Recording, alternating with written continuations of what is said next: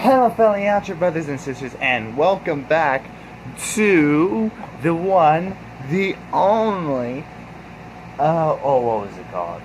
Welcome back to Mark of the Ancients, the sequel to Return of the Earth Defenders, Chapter 10.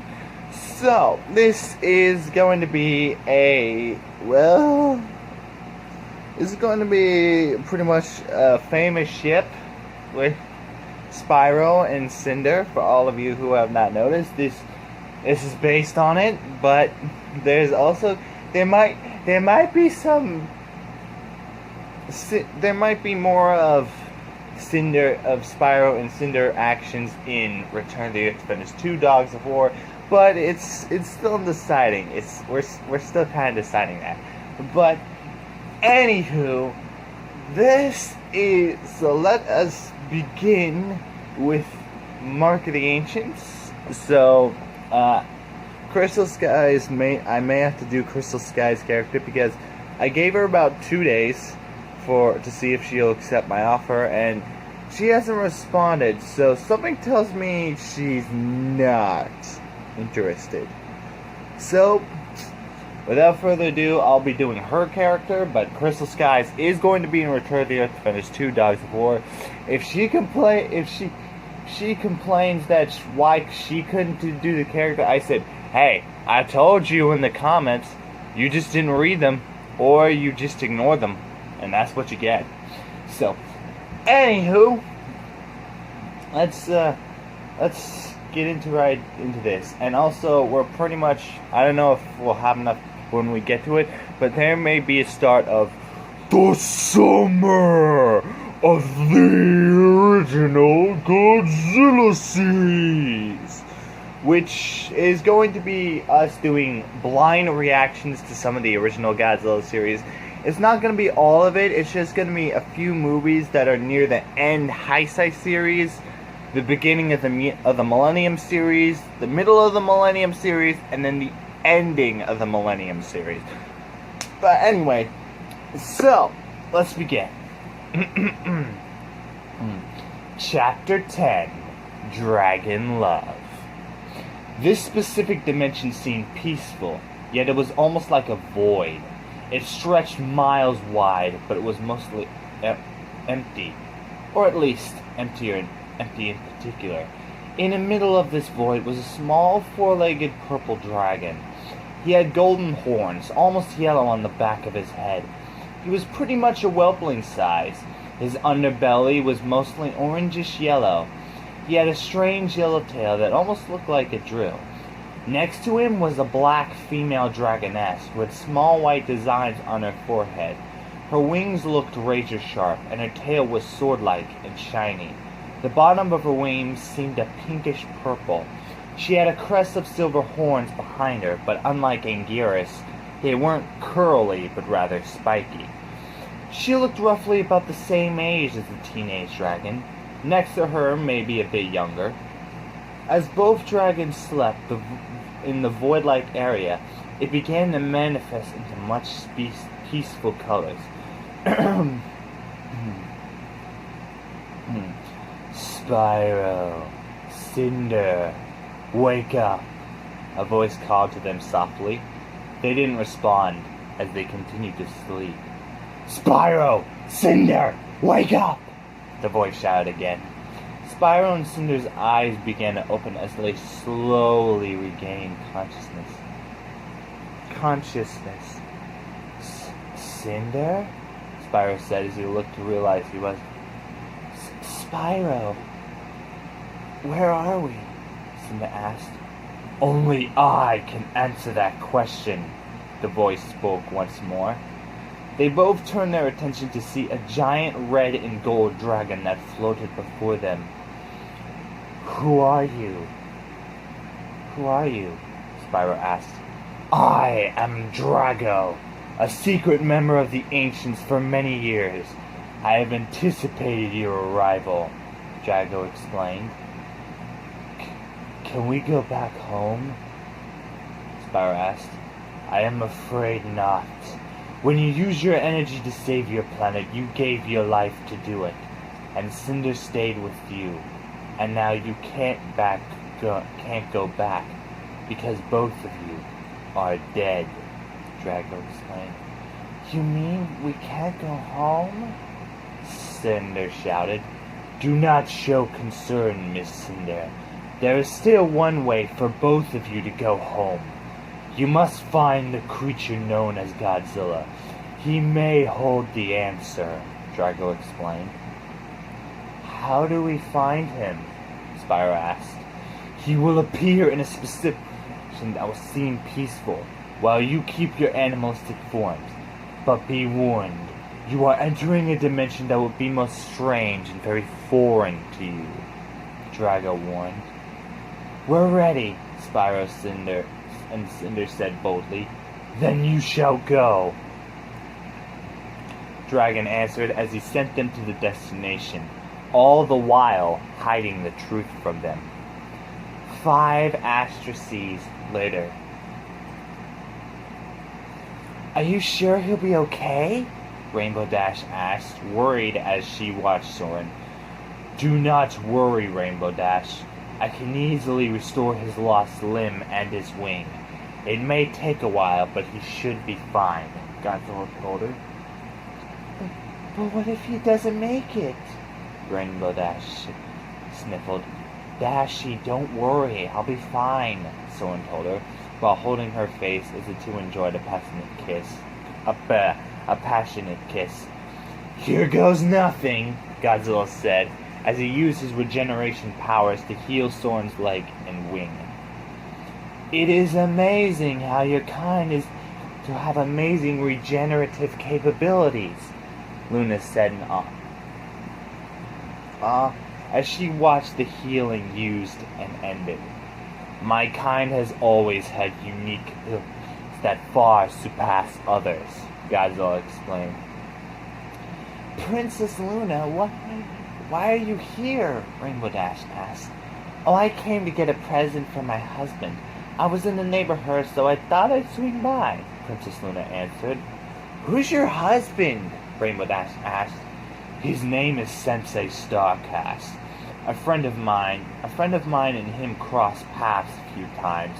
Starcast is a good man, Godzilla explained. Plus, he has 4 arms.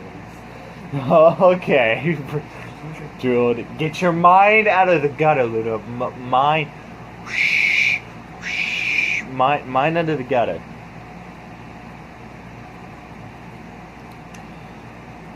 If you'll excuse me, I am taking my family on a dimensional vacation, Godzilla told them.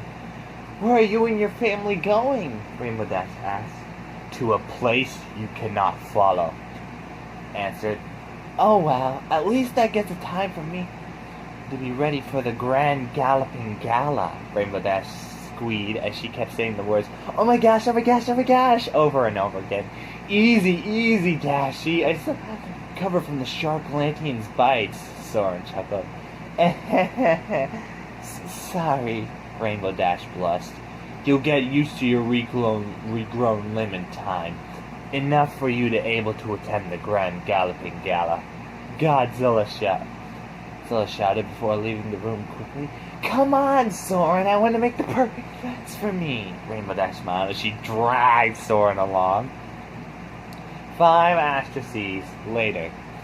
Spyro and Cinder entered the place that seemed peaceful as they looked around the area they had arrived at. What does this Godzilla even look like? Cinder asked. I don't know, but maybe if we can ask around, we might get a description, Spyro answered. Can you lead the way? Cinder asked. Sure, Spyro replied as he flew off with Cinder close behind him. Even though we are given our old dragon bodies, I still love you, Spyro, so very much. You're cute, handsome, and adorable. And what's to tell you my feelings for you again, this time when you're listening, Cinder thought to herself. Spyro knew what Cinder had said when he tried to save the world. Did she really mean that she loved me? When the time is right, I will ask her, Spyro thought to himself. After hours of searching, they both finally began to grow tired. Hey, Cinder, let's get some rest. We can always search tomorrow, Spyro suggested. Sure, Spyro, Cinder smiled. They both dropped down as they both walked to a tree. Without warning, Cinder quickly gave Spyro a peck on the cheek. Oh, my boy! What was that for? Spyro asked. For everything you did earlier, Cinder hummed, as they finally found a small cave with waterfalls for them to rest. As they both lay down, Cinder snuggled herself close to him as they both fell asleep. Morning finally arrived as they searched around the area. They came to a small village and landed safely. The town was mostly populated ponies, but they didn't mind being visited by dragons.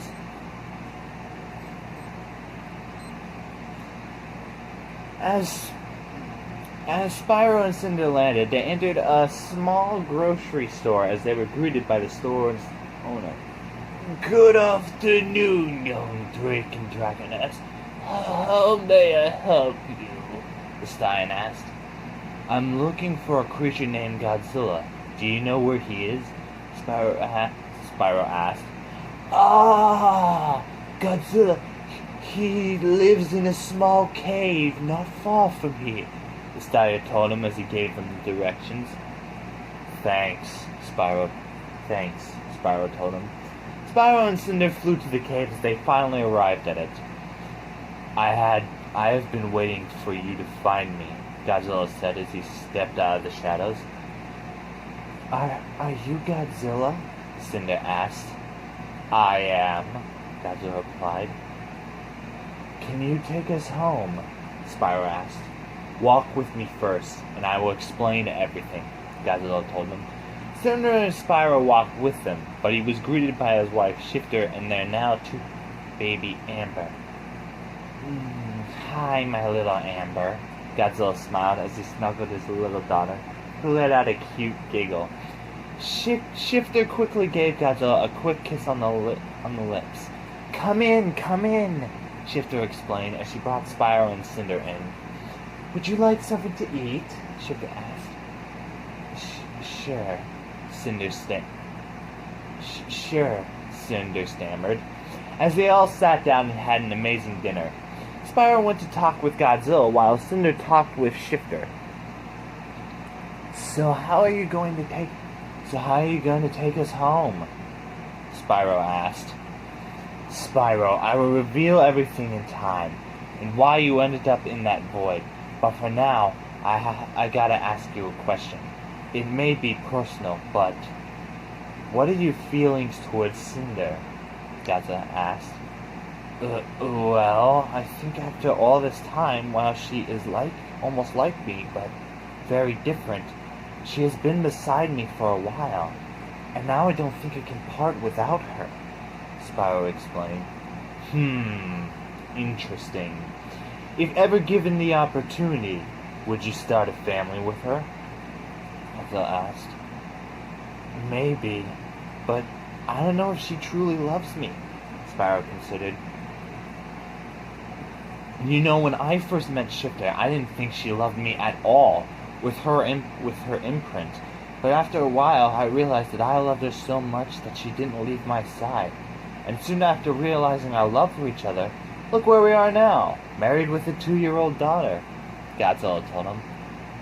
True, Spyro stammered as they continued to talk. 5 asteroids later. Cinder and Shifter watched as they saw Amber playing around with the baby reptilian toys that she and her father had given her. She's so adorable, Cinder giggled. She is, and I'm very glad to give birth to such a beautiful baby, Shifter smiled.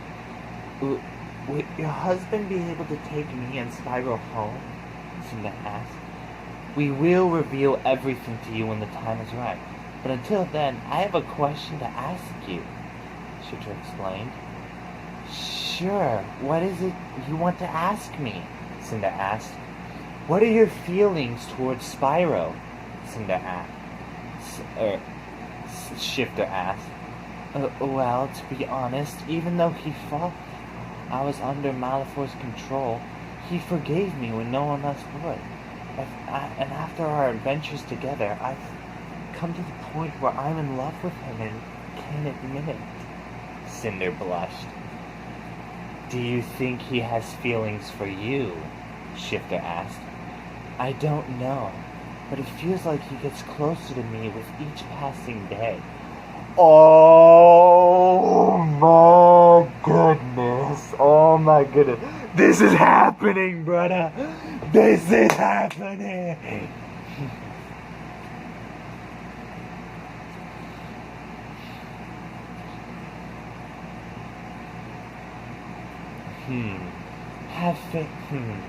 Have faith, Cinder.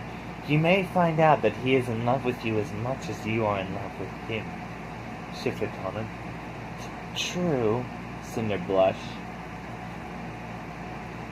As they continued talk for the rest of the afternoon, rest of the evening.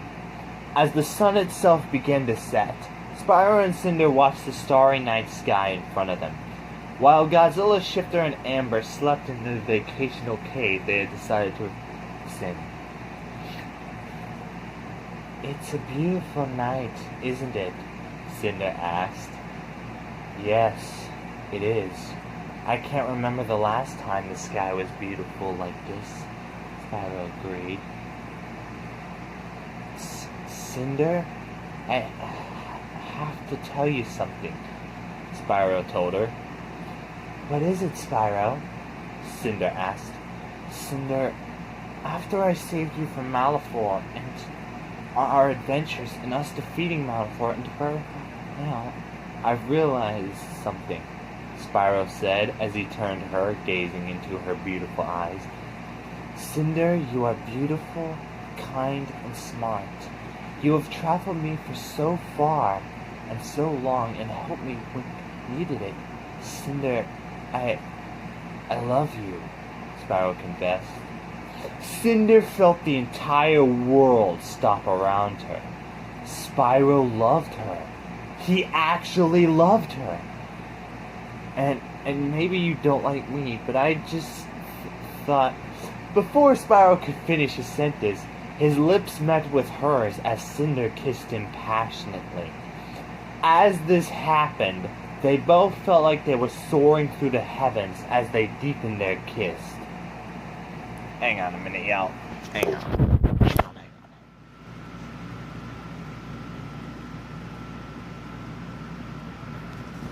Itchy leg, itchy leg, itchy leg.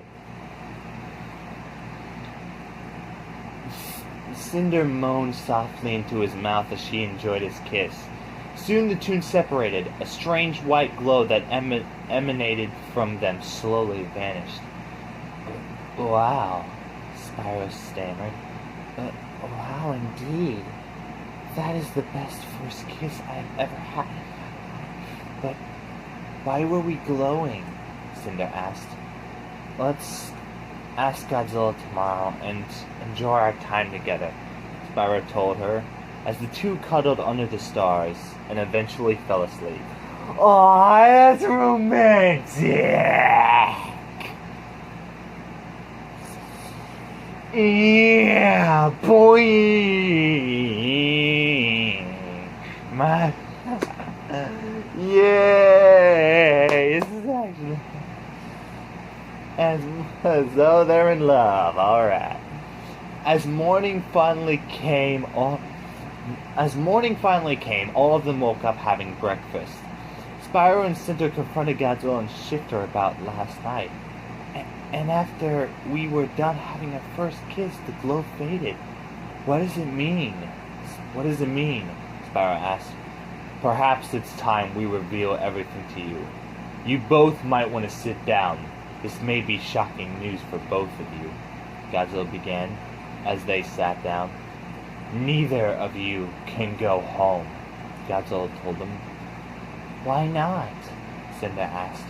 It was proven that Malefor needed to cleanse that world by destroying it. But the ancients needed someone to rebuild it when that happened, Gazelle explained. So the planet was cleansed? Spyro asked. Yes, and thanks to you, everyone on that planet lived, except for Malefor and his forces, Gazelle explained. So why can't we go home? Cinder asked. Spyro was supposed to die alone, then reform when he pulled the entire planet back together. However, that changed because of you, Cinder, Gazelle told her. What did I do? Cinder asked.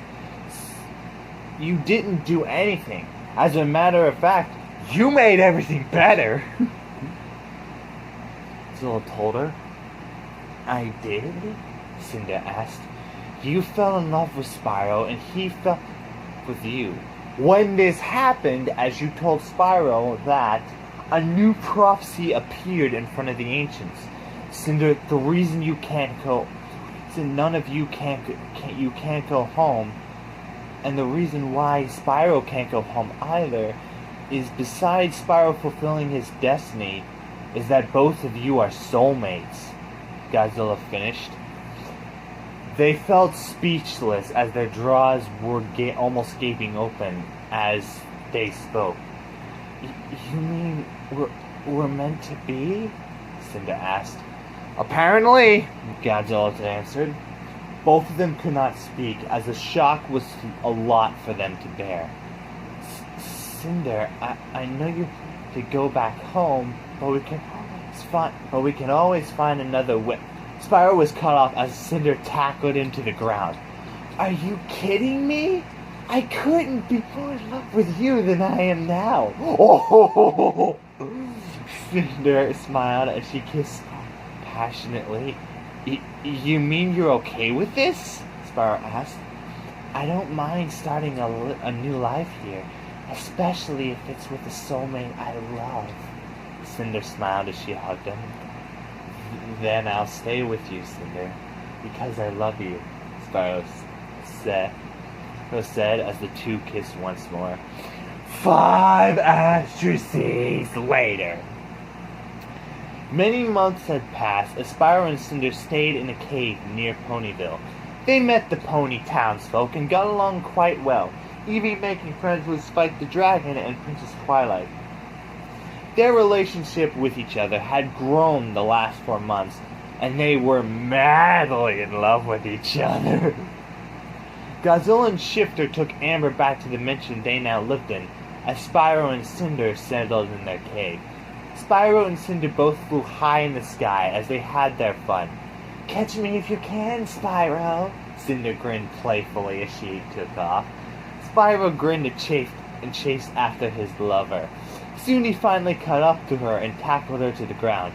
They were now in a private, beautiful park as Spyro had Cinder pinned to the ground and kissed her passionately. I love you, Cinder, Spyro told her. I love you too, Spyro, Cinder smiled as the two of them kissed once more.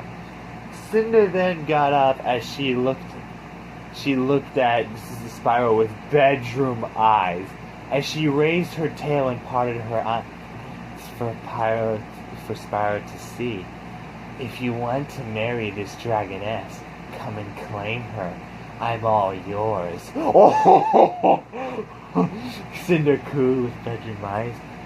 You mean you wanna? Spyro stammered. Yes, Spyro. I want to be your wife by our dragon laws. Ooh la la! Cinder said seductively. Spyro grinned as the private spot was now filled with Spyro's groans and Cinder's loud moans as the spot was private to be heard by no one but only those two, as they mated with the love they had. I guess we could do chapter 11. Let's do chapter 11. Chapter 11, The Grand Galloping Galla. Take 3! Take 3! That's like something from like Spaceballs or something. Well, to be fair, the first Galloping Galla with the main six didn't exactly go well, and the same could be said when Discord was invited, so take 3. The Grand Galloping had finally come around the corner, and everyone was excited. Godzilla, the Earth Defenders, and their wives were all attending, and some of the guys had a center where they all of the babies that the married couples had to bring them. They didn't mind as they were trained to watch over the young ones. Twilight, Starlight, Sunset, Trixie, Applejack, and Tempest Shadow all decided to attend the Grand Galloping Gala, as well along with Creature, Ripjaw, Atomic, Mega, Phantom, and Tiger Claw. They were also joined by Starcast, Flarewolf, Wolfgang, and Ambush, who all attended with Celestia, Luna, Cadence, and Barry Punch. As predicted, Soren had gotten used to his new leg and wing to attend to the Grand Galloping Gala. Rainbow Dash was happy, and she decided to have a romantic evening with him there. Celestia usually hated the Grand Galloping Gala, but tonight, seeing as how the young loved couples who were her friends, she had a feeling that tonight was going to be the best night ever. Each of the couples danced lovingly. Spike and Rarity had also attended as each of the couples, except Godzilla and Shifter, danced with their loved ones for most of the night. This really is a Grand Galloping Gala, Flarewolf smiled, which caused Celestia to giggle. Indeed it is, my special husband. And after this, Celestia said, as she leaned to whisper something in his ear, I have a present with you for you after the gala, Princess Celestia whispered with a wink. This made Flarewolf blush, knowing what they had in mind. Luna turned to Starcast and whispered in his ear, I also have a special present for you after the gala, Luna winked. Starlight blushed a little as they enjoyed what the night had for them. As the couples danced throughout the floor, danced on the dance floor, they all enjoyed their time while Shifter and Godzilla talked. You think we should dance? Shifter asked. Oh, we will. I personally tipped the musicians with the songs for a couple's Zilla dancing. Zilla dancing, Godzilla winked. Shifter gasped, then grinned mischievously. Oh, you clever little rascal. Hang on a minute, guys. My leg is really itchy today. Itchy leg. Itchy leg. Leg. Stop itching. Ow. Poor leg. He giggled. A Godzillasaurus couple dancing was something two Godzillasaurus' mates would express to show they love each other. The concept had been lost for centuries, or would have if Shifter and Godzilla didn't marry by the imprint. And love. Finally, new music began to play. That's our cue. Shall I have this dance, m'lady? Godzilla asked. Of course, my handsome reptile, Shifter giggled. The two slowly made their way to the dance floor. Ooh, you have to see this! Baragon grinned as the rest of the Earth Defenders, Creature, Atomic, Mega, Ripjaw, Tiger Claw, Phantom, Starcast, Wolfgang, Firewolf, Ambush, Twilight, Starlight, Sunset, Tempest Shadow, Applejack, Flutterbad, Pinkie Pie, Spitfire, Vinyl Scratch, Spike, Rarity, Soren, Rainbow Dash, Berry Punch, Luna, Celestia, and Cadence. Oh God, that's a lot. That's a mouthful of names. And I think that's almost like half the cast in like Returning Earth Defenders 2. But then again, everyone else turned their attention to Godzilla and Shifter, who were now on the dance floor. The music that was playing ignited the fire within their eyes, as the music gave them a hypnotic pull on both of them. The two approached each other as the two of them danced their hearts away. Godzilla danced with her gratefully, their bodies touching as they moved in sync, not to step on their foots. Godzilla then dipped Shifter twice, then sped it up as the two touched their reptilian heads together. As Shifter held her leg up into his left, as Godzilla held her leg up into his left claw, their tails wrapped together as they continued to dance sensually and seductively. He twirled her with her many times with his tail, but because their tips were locked, she twirled back to him, and he dipped her once more. This is a cut. Be right back. We're back. Let's continue. This is a scene I don't want you guys to miss. A few of the crowds who were watching cheered in response. To them, the crowd felt like they weren't there, as peaceful, romantic places filled their thoughts as they danced together. Godzilla then threw Shifter high into the air and caught her. She fell into his arm. Threw her high into the air and caught her as she fell into his arms. As he caught her and danced with her more passionately, soon Shifter let go and unwrapped her tail from Godzilla as she walked away, then turned around and walked towards him with her hands on her tips and swaying her entire body seductively.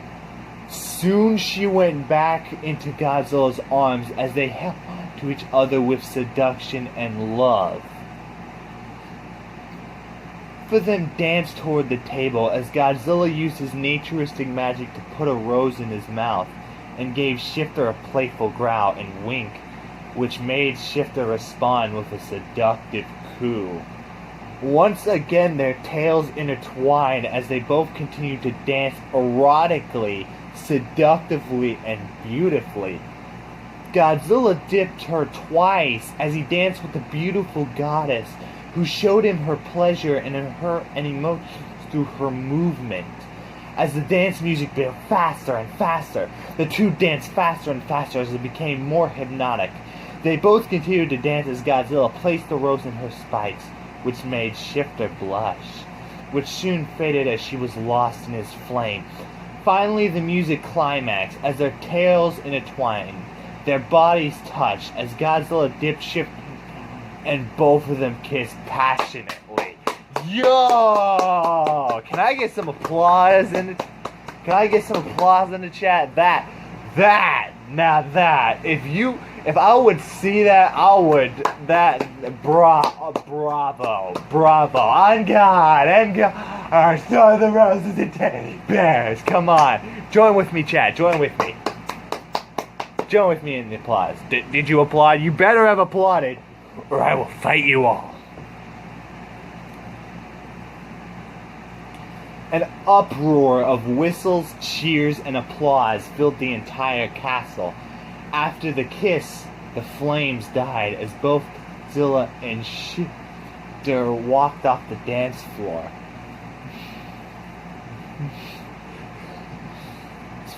Tails intertwined and holding claws, as neither of them could take their eyes off one another.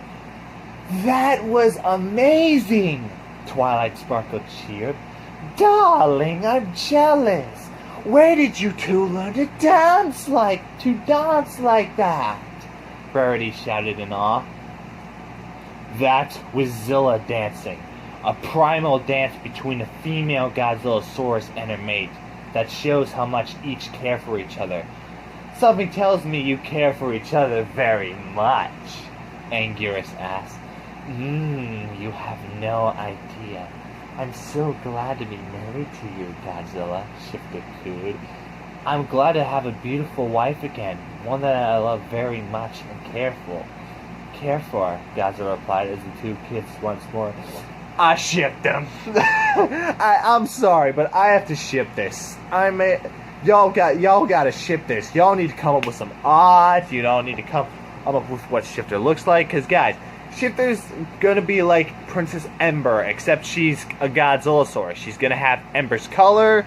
She has her red eye color. You can make it pink if you want to, but yo, I shipped them. I shipped them bad. I just ship them so much. I mean, dang, you have to ship them. You just gotta, man. You just gotta. Ship to sail. Godzilla replied as the two kissed once more. The Grand Galloping Gala was the best night for everyone. However, the event could not last forever. Come on, let's get a picture of all the favorite couples, the photographer said, as the Europe Fenders, the Last Sharklantians, the Senseis, all the princesses, the main six, Spitfire, Vinyl Scratch, and Zorn all joined into the photo as the picture was taken, seeing the odd group of friends and lovers who had come together, and each came home with that photo, and each couple had kept that photo. But after that, the Grand Galloping Gala had ended, one of its finest moments ever, as everyone went home. 5 asteroids later, Godzilla and Shifter had arrived at their home cave, as Shifter carried the 2-year-old sleeping Amber in their arms. She looks so peaceful, Shifter smiled as she put Amber in a crib as she fell asleep. She sure had fun tonight, Godzilla grinned. Indeed she did, but I have a special present for you, Shifter winked. Oh? Godzilla asked. Shifter giggled as she led him to the bedroom. She then disappeared where her wardrobe was, only to showing quite the cleavage as she wore a black bikini. Like what you see? Shifter cooed as she did a seductive twirl. Indeed I do, Godzilla answered. Soon Godzilla lay on the soft rock-like bed as Shifter crawled seductively towards him. She took off the bikini and threw it to the side, showing off her body and her breast to Godzilla's eyes. Godzilla began to softly touch her breast, making Shifter moan as her breathing became heavier. Please, Godzilla, I haven't had this in a long time. Please let me, Shifter moaned. Godzilla nodded in response as the two began a pleasurable night. I don't know if I can survive the rest of this book. The room became filled with groans and Shifter glued moans as she called Godzilla's name several times. As morning itself came, Shifter cuddled Godzilla as every part of her was completely exposed for Godzilla. Godzilla? Shifter moaned. Yes, a tired Godzilla asked. I love you so much, Shifter moaned. I love you too, Godzilla answered, as both of them slept for a few more hours. 5 asteroids later. After the Grand Galloping Gala, Princess Celestia had dragged through her quarters as she threw him on the bed, closing the door and locking it. Stay there, big boy. I'll be back with your present, Celestia, as she vanished to fetch it. Hello there, master, Celestia cooed as she came back wearing a black-laced French-made outfit and a tiny hand broom. Oh no! Oh no, Flare Wolf, I know where this is gonna go.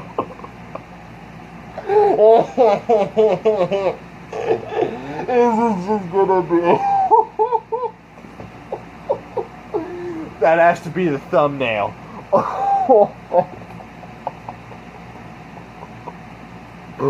Oh, my data just went from 0 to 100 real flippin' fast. So here is this going to be the story all about how Flare Wolf's life was flipped upside down. Oh no!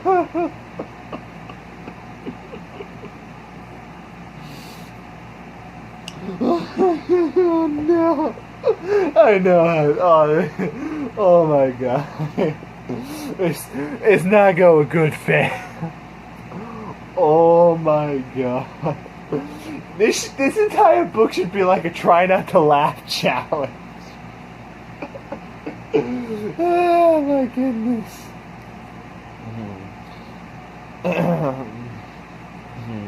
Flarewolf's eyes went wide as his heart began to beat rapidly. Is there anything I could do, Master? Celestia coos seductively.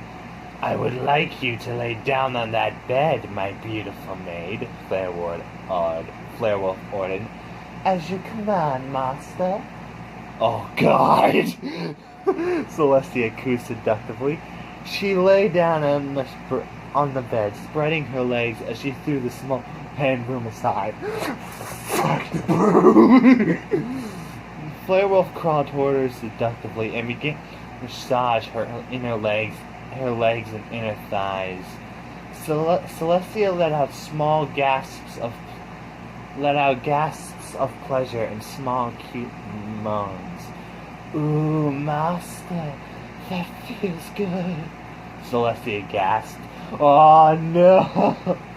Y'all probably haven't made y'all either laughing, having major nosebleeds, or just left. Stia gasped. After a while, Flarewolf stopped as Celestia looked at him with bedroom eyes. Hang on a minute again. My leg's itchy again. Like now, at this the third time. Why did I get my leg so itchy? Let's just hope it doesn't hurt from bumping on the edge of the couch.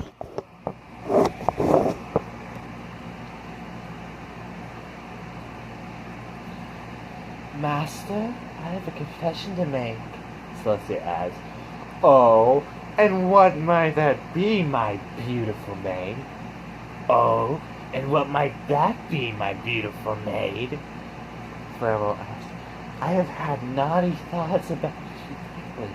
I was barely able to keep myself from being pleasured, Celestia gasped. Such a naughty maid, wanting to be pleasured and almost doing it yourself. You must be punished, Flarewolf grinned. Oh yes, punish me, master. Oh God, Celestia cried. Oh, this guy kick you for. Flarewolf took off the maid outfit, revealing the black lingerie beneath. As he took it off, revealing her naked body and breast to him. Flarewolf squeezed and fondled her breast as Celestia gasped, as she was quick to remember to place the soundproof spell in the room. Ooh, yes, punish me, master. I've been a bad man. Oh, God. Celestia moaned, with her tongue lolling out and her mind going blank. Punish you I will, Flarewolf grinned.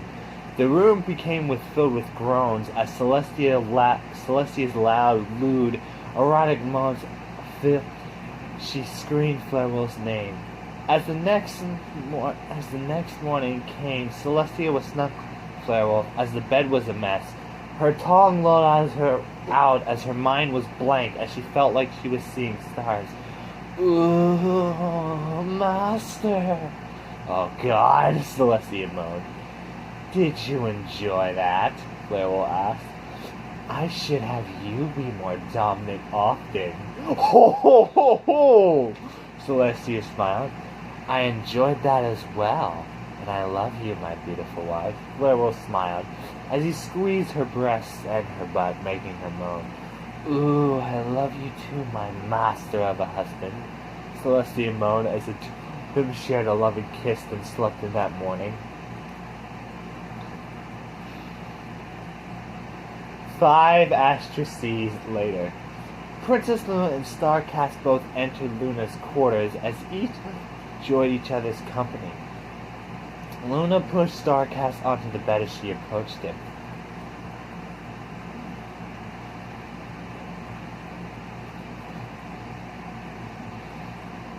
I'm going to get your present for you. I hope you enjoy it. Luna winked as she walked off to get her present to him. After a while, Luna came back completely naked. She only had black stockings on her arms and legs. She also had small yellow parts covering a small part of her breasts and her private region. Like what you see? Luna cooed. Starcast nodded. She then approached him as the yellow leaves floated to the ground, exposing herself completely. As both of them laid on the bed, Starcast squeezed Luna's breasts and her soft butt, making her let out a loud moan. Ooh, please, Starcast, rat me. she gasped. Starcast didn't need to be told twice. After the room was given a soundproof spout, it was filled with groans as Luna's loud, lewd moans filled the room as she cried Starcast's name. As morning approached, Luna cuddled Starcast as he held her with his four arms. I love you, Starcast, Luna moaned. I love you too, Luna, Starcast told her as the two of them fell asleep, enjoying their moment together. 5 asteroids later. The small coach took Spike and Rarity almost near the town's edge. Here it is, your castle, the stallion mentioned, as Spike got out as he guided Rarity out without getting her dress dirty. Thank you, darling. You're always such a gentle drake, Rarity thanked. It is a great pleasure, my beautiful queen. Spike bowed, causing Rarity to giggle. Oh, you're such a charmer. Oh, you're such a charmer. I guess that's one of the reasons why I married you, Rarity cooed. And my life has been happier ever since, Spike crooned. Aww, Rarity giggled as both of them shared a longing kiss. I got a present for you when we get inside, Rarity winked. Ooh, sounds like I'm going to enjoy it. As they entered the castle and Spike got out of his tuxedo, Rarity led him down to the basement. Rarity? Why are we going down to the basement? Spike asked. You'll see, darling, Rarity giggled. As both of them entered the basement, there was a small light that lit the room, while the rest was shrouded in darkness. Spike, turn the light off and close your eyes. I don't want to spoil your surprise, Rarity cooed in a sing-songy voice, as he did what she asked him to. After a while, he heard the click of the light turning back on. Okay, you can open your eyes, Rarity. Okay, you can open your eyes, Rarity cooed in a seductive voice. As Spike opened his eyes, he was met with a terrifying yet attractive sight. Rarity was completely naked, except she had what looked like her left eye slashed. She had a small pool of blood coming from her lips, and her breasts had strange red markings on them. How do you like your present, Spike? Rarity cooed as she placed her arms on his shoulders, her body touching his. Spike was blushing, but he was also very nervous. Rarity, are you okay? So basically, right now, Rarity basically just approached him. She's basically naked, looking like Lil Miss Rarity. So, I'd be a little scared too. Don't worry, darling. Despite how realistic it is, it's just makeup that I had Sakura make, Rarity said as she opened her left eye as she winked at him. Oh, okay. Spike breathed in relief. Rarity, you look beautiful, Spike told her. Rarity stood on her tiptoes and kissed him on the forehead, since he was much taller than her. Thank you, darling, Rarity cooed. Ah! Why you itch so much?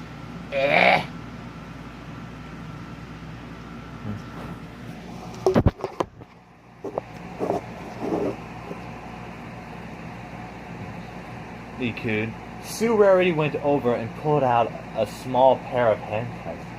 Please, master, tie me down and rat me like the beast you are. Oh, Rarity cooed. Oh, I will. As the door was shut and locked. The basement was damp enough so that no one could hear Spike's groans and Rarity's loud loon moans. Many hours later, Spike had removed the binding and squeezed Rarity's breasts while he laid on top of her. Ooh, Spike, you make me feel like a hot, naughty mare. Oh, God. Rarity moaned. I really love you, Rarity, with all my heart, Rarity told her. I love you so much for the handsome drake you are. You make me want to have you rub me almost every day, and I'm glad it's only with you. Furry panted, as she loved her drake very much. Both of them decided to sleep in the basement, as both of them were quite exhausted.